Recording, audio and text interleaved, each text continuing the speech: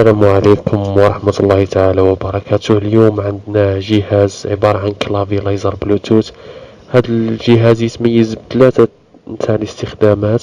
نقدروا نشارجوا منه التليفون تاعنا، نقدروا نستخدموه اوت بارلور كيشغل الباف، نقدروا نكتبوا من عليه ونرجعوه كلافي. المهم هذه هي العلبة نتاع المنتوج، جاية سامبل من القدام.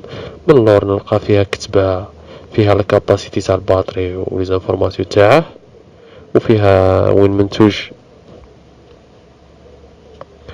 بعد ما نفتحوها نلقاو كتالوج نتاعه اللي ما راحش نفهمو واش مكتوب فيه للاسف، على خاطرش مكتوب بالشينويه. مرور الجهاز تاعنا، هذا هو الجهاز نتاعنا كيما راكم تشوفوا. الحجم نتاعه صغير، تقدر ترفده معاك في جيبك. جهاز صغير. هذه معلومات عن الباتري. هذا الوجه الامامي نتاع الجهاز اللي فيه نلقاو الليزر والمجسات إن صح القول. هذا الجهاز إلا طاح ما يتكسرش. الكاركاس نتاعه مخدومة من الألمنيوم كما راكم تشوفوا. هذا هو الكاركاس تاع الجهاز.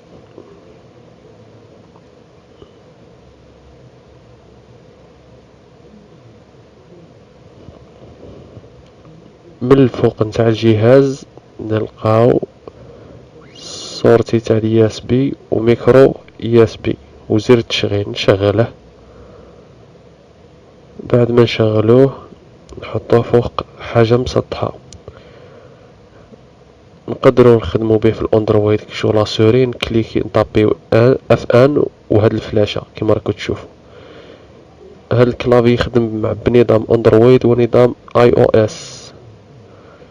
تشوف نكتبو عادي كي اللي رانا نكتبوه في كلافي نورمال. اللي يعيب هاد الكلافي انه ما فيش حروف تاع العربية. معليش نقدروا ندخلوا البارامتر ونبدلوا لا لونغ ونديروها عربية، بشرط انك تكون حافظ الحروف نتاع العربية وين جاية في الكلافي. تبعوا معايا.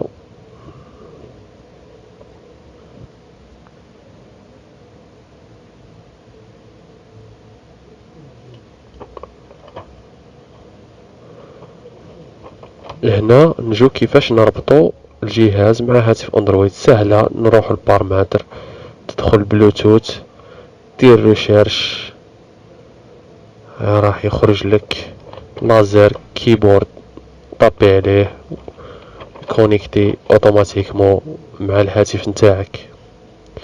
اللي حب يشري هذا المنتوج الرابط نتاعه اسفل الفيديو. هذا المنتوج مقدم من طرف الموقع الصيني الشهير جيرباست.